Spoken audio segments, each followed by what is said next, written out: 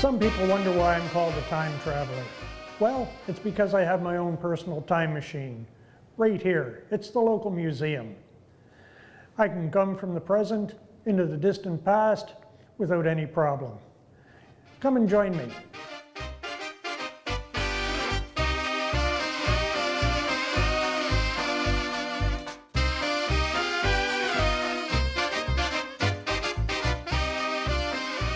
We all have ideas of what museums are. That place down the way has the artifacts. Well, there is an actual definition, and not from Webster's.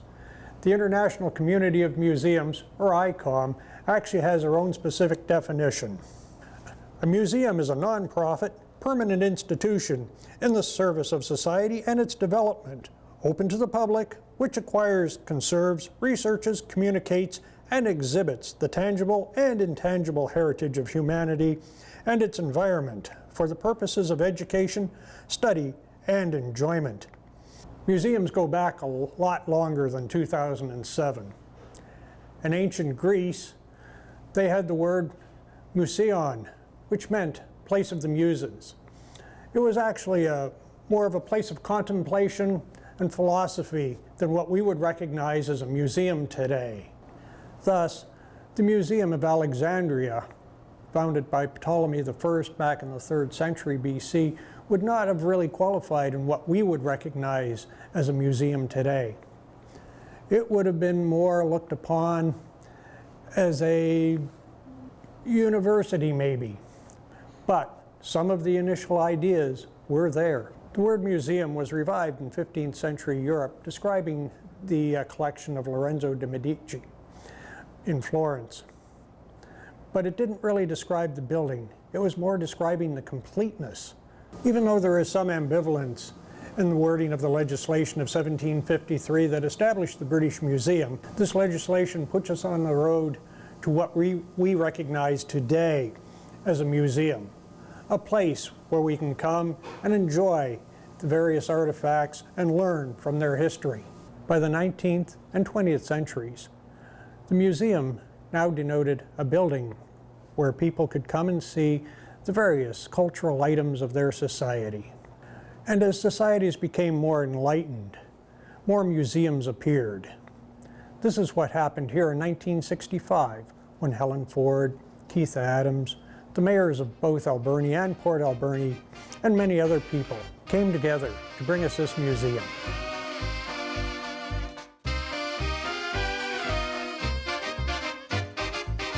The museum has a long history in this community, and the archives is where it started. Today we have Marlene Dietrich with us to give us a bit of history on that. I can remember being in the old fire hall on the corner of 10th and Roger there, before the archives came over here in about 1967. I think they moved here, and I know they were there in 1965. Yes, I believe it was Helen Ford was one of the people who started it. Yes, Helen Ford and Dorrit MacLeod and Minna Hamilton and Vivian Thompson, some wonderful people that stayed with the archives for over 40 years. They came and volunteered every Tuesday and Thursday and volunteered. In fact, Lila Mackenzie used to drive over from Parksville to volunteer on Wednesday afternoon. And what brought them together to see the need for an archive? I think the museum had a lot of artifacts and this type of thing. I think there were things that were stored in the old post office basement, and it was a terrible, terrible environment for them to be in. So the archives and the museum got together and created one society out of the two, which became the Alberni District Historical Society. It used to be that one and museum. And the museum separated, and then the archives donated everything, all the photographs and everything they had, to the museum, and then we kept what they call the paper treasures. So you're now working in conjunction with the museum? Yes, we are two separate entities. We're two separate societies, but they were very lucky to have this space in the museum for the archives. When somebody comes in today, what sort of things can you offer them? Well, we need to know exactly what they're looking for at the beginning because we have so much information here. Genealogy is becoming a really big thing now, and we have a lot of birth, death, and marriage records. If anybody wants any clippings or historical information, we have microfilm back to 1907, actually, I think it is. And we go back a long way as far as the clipping files are concerned. We have all kinds of information here, but we need, and I must remember, we're the repository for the city. We have the city minute books up until amalgamation, and we have some of their old land records. So and 1,000 maps.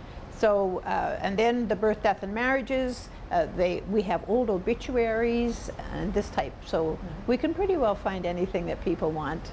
And the people that work here, they're all volunteers. We are all volunteers. As a matter of fact, we've finally started to keep track of how many hours we spent, and we find that we've spent about 150 hours a month just in these archives with the people that come in and volunteer. And we're open Tuesdays and Thursdays, and we're open from 10 until about 3 o'clock in the afternoon. And during that time, we're trying to clean up a lot of the things in the archives. We're going through the old clipping files now.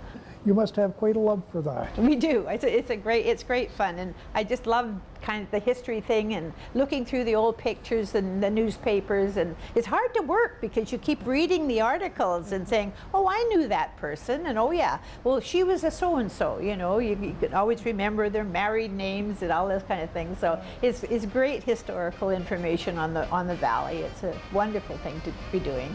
I've come in and I've looked over some of the articles and I've just started reading them myself. It's quite interesting. Yes, it certainly is. Yes. Well, thank you, Marlene. Since I'm already at the museum, I'm going to drop in and chat with Jamie Morton. Good morning, Jamie. Good morning, Gerald.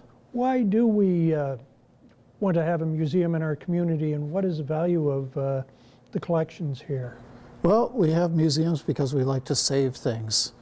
And ultimately, people have objects, photos, things that are important to them, things that somehow contribute to their life memories, what they remember about their families, what they remember about their environment, their jobs, all the things that surround us during life. And there's often mementos or things that are treasured by people for different reasons. It can be that it's something associated with a grandparent or a parent, can be something that's associated with a special event that took place. And what's nice is that these things often contribute to a larger sense of community memory too. So individually, for an individual or for a family, they save these things, they keep these things, and all of us have the trunk or the suitcase in our closet that is full of papers that might be interesting someday, or things that could be of some use to us someday, things that we keep or things that we think we might pass down to our kids. Particularly in a community like Port Alberni that has a fairly strong shared heritage. Large percentage of the people worked in the forest industry, for example. There's a large First Nations population that has a fairly, at certain levels, a shared experience of what occurred with the resettlement, with the coming of non-native people to the region and everything. For people that worked in the forest industry, for people that worked in the marine industries, for people that stayed home and took care of children and cooked and so forth, this is a shared community experience. And people have saved things that somehow inform this, that relate to this. The role of a museum, a community museum, or really any museum, is to save these things, preserve these things, and present them back to the larger public. So it's kind of the conversion from individual memories, individual keepsakes or treasures, to larger scale community keepsakes and treasures, making sense of the identity of the community, why we're here, what represents things that are important, critical values for the community. So if you look at the collections in a museum, and what a museum is supposed to do is to keep collections, preserve collections, present collections. That's the mandate always for a community or any other museum. But in the case of something like this, it's converting those individual memories, those smaller scale memories, into a larger sense of community identity, making it important to everybody. That's really important for two reasons. It's the education thing.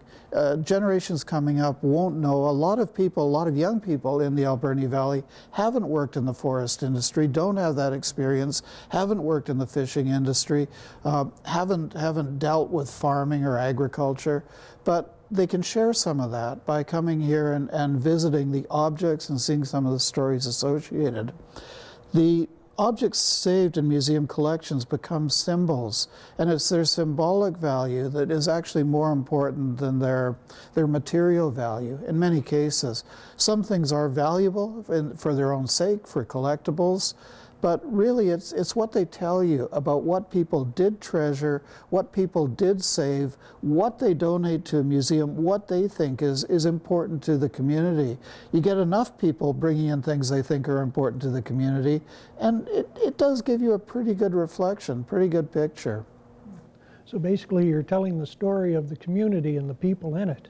Through objects, through saving objects. In our case, we have the photo collection in the museum also, which is a key part of that. Everybody has their shoebox full of photographs and photographs that have been passed down and so forth. So that really is an important part. But yeah, all these objects are telling a story. And again, it's the symbolic value of them. You know, behind us here, there is some of the staved water pipe from one of the early water systems in Port Alberni. And people now go out into the bush and they find a little bit of this staved pipe and they say, what the heck is that? They come here, they can find out what it is and how it fits into the larger story of Port Alberni. So it's very much a way that people can share in the experience and what makes the community distinct by visiting the objects, by seeing the stories, by sharing in the experience that way indirectly. There's a lot to a museum behind the scenes, such as preserving items, making displays, things like that, and choosing items. What have we got today for us, Kirsten? Well, I thought I'd show you some baskets that have come in recently. One of the things that museums do is they preserve artifacts. So they want to keep them not just for the next 5 to 10 years, but we're thinking more in a 50 to 100-year span so that they will last for generations to come. But there's all sort of things at play. So we keep the building humidity and temperature controlled. We also control the lights. So this is an example that's come in recently, and it's been exposed to a lot of sunlight over the years. So the patterns on it have faded a lot. If we open it up and look inside, we can see that at one time there were quite brilliant colors. But if you leave it exposed to light, they fade. So we want to preserve these patterns for as long as we can. So we keep them in a controlled light environment. And one of the other things that we need to take consideration of is gravity. So gravity is always working on objects. And in your home, you probably won't notice it in the lifespan of an object. But in a museum, because we keep them for generations, things start to take place. So in this basket, you can see the lid is starting to cave in here. That's just the effects of gravity pushing that down. So when we work with this and put it on display, we're going to stuff it with acid-free tissue so it will keep its shape and it won't cave in on itself. This one too, you can see it's just starting. And we can't really undo a lot of things that happen, but we can keep it from getting any worse. So that's what we do a lot of in the museum, is preventive conservation, which is just maintaining things as they are so they don't get any worse as much as we're able. So there's a lot of work to preserving various objects. Preserving them, and also that works in contrast to presenting. Most museums have some sort of mandate to preserve and present. We want to preserve this and keep it as long as we can for future generations, but we also want the current generation to be able to interact with it, enjoy it, learn about this object, and that causes deterioration, right? Right now we're exposing these baskets to light because otherwise we couldn't see them. The best way to preserve an object is to store it well and put it in a cold, dark room and don't let people touch it. But that's no good for presenting it to the public. So there's always this balance between what's going to deteriorate and how you're going to present it. That is a very fine balance to walk. Yes. And what else have we got here? These are just some recent donations. Most of the stuff in the back room is stuff that's in process. So we have a number of sports jerseys that came in. In this town, we collect things that have a relevance to the Alberni Valley, and this town has a big sports history, and we feel that those are a nice complement to show off our history. How do you determine what item might be better to display than, say, another?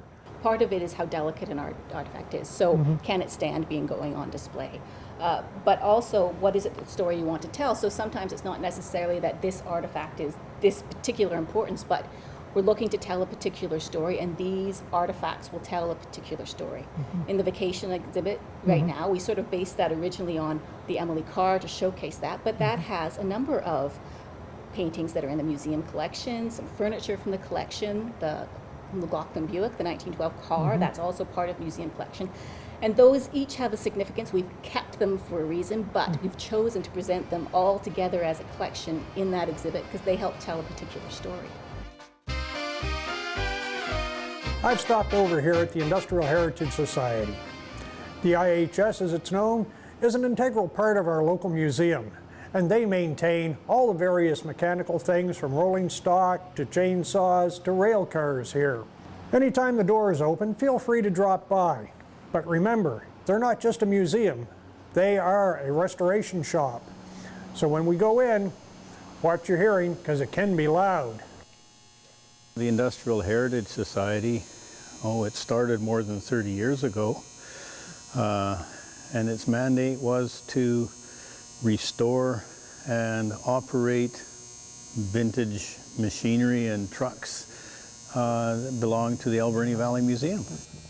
There's a wide variety of skills amongst the members, and so they tend to work on the stuff that they know or used to work with, and then we get some pretty beautiful restored artifacts out of it. Yeah, some stuff comes in, it might look like it just came off the back of a scrap truck, and to the uninformed or the unaware, they'd think, oh, take it away and send it to Japan and turn it into a new car. Yeah. But no, our guys, they can turn that pile of scrap into something beautiful. I was going to say, these actually look really nice. Yeah, but you can see they need some... And here is one of those vehicles at the very beginning of the restoration process. The fire truck, it didn't even come here as a fire truck.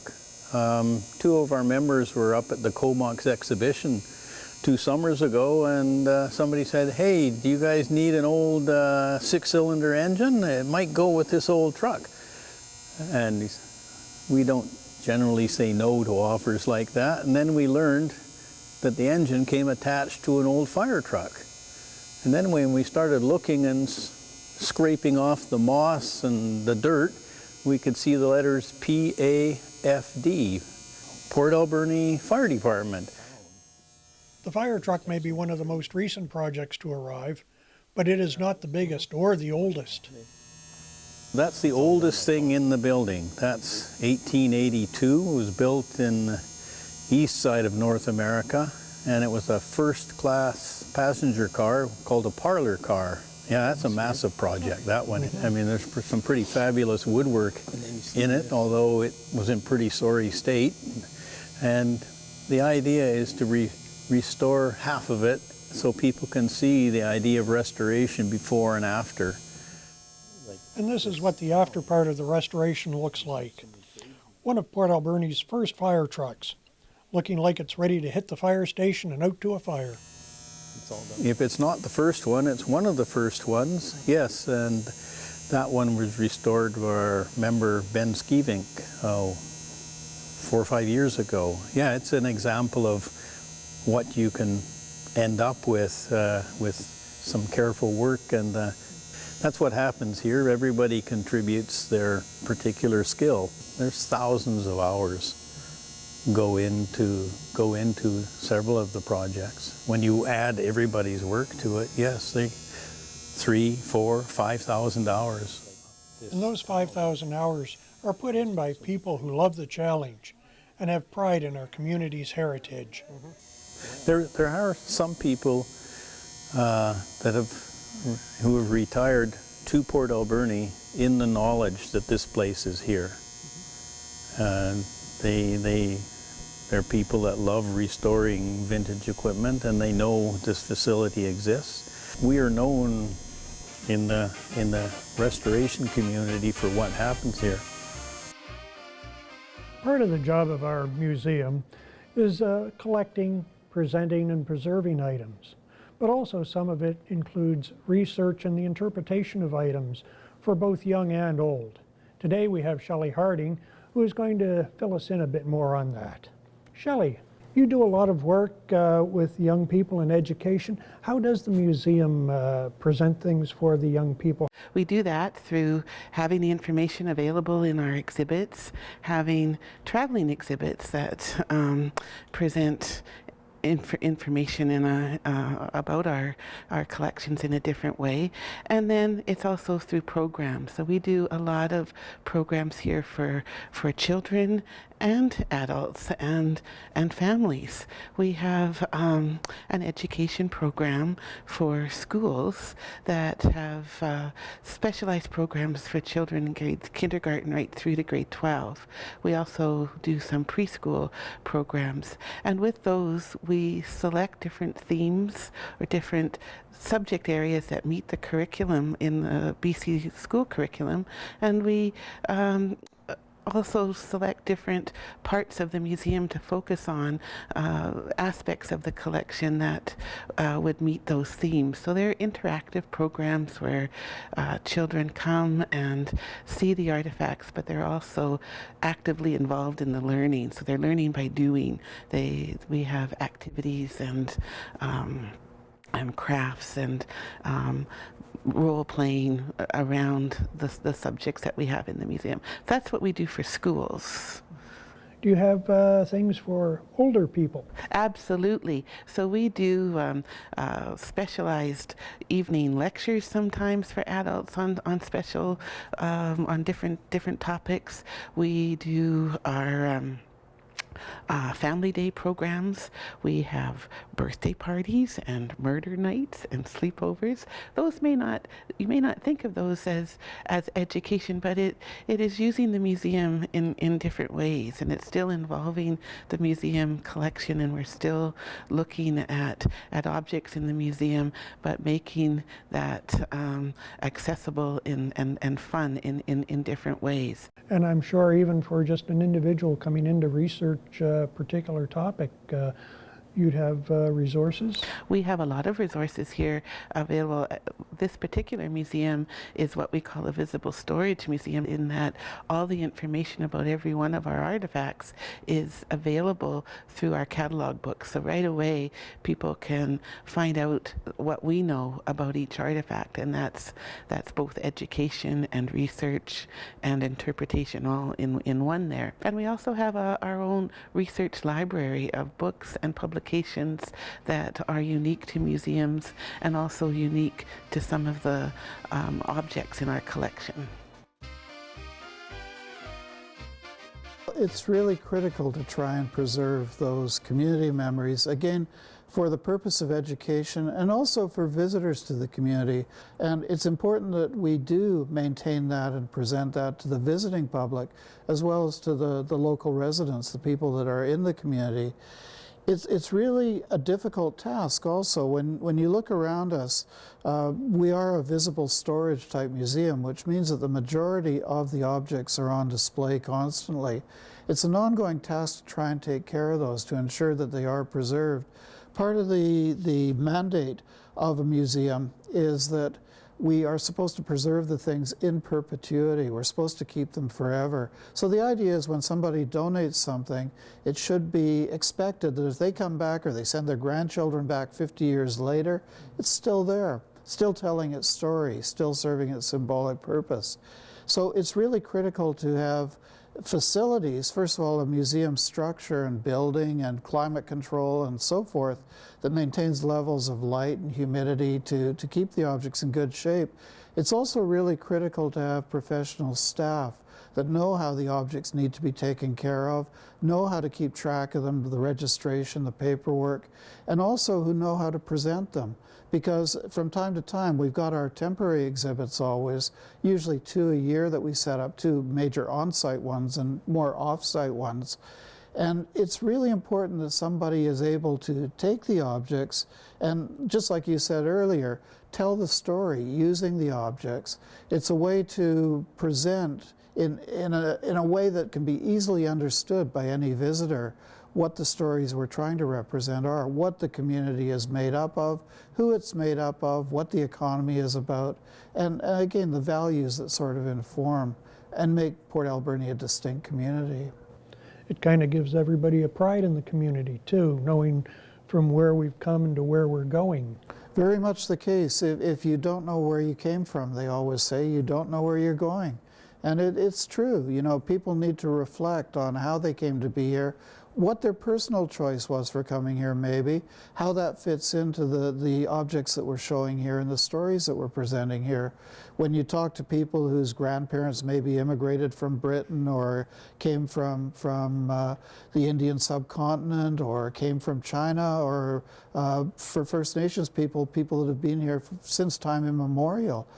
But their stories are ones that need to be shared with other members of the community to understand, and make sense of what their past is like, what the shared experience of the region is like, and what it can be moving forward for us. Thank you, Jamie. I have a very deep interest in history, and books and internet help me a lot. But when the topic is a local topic, I come here to our museum. They're a great resource, and I hope you'll come by and make it your resource. I'm Gerald LeBute, your local time traveler, and I'll see you next time, whenever in time that may be.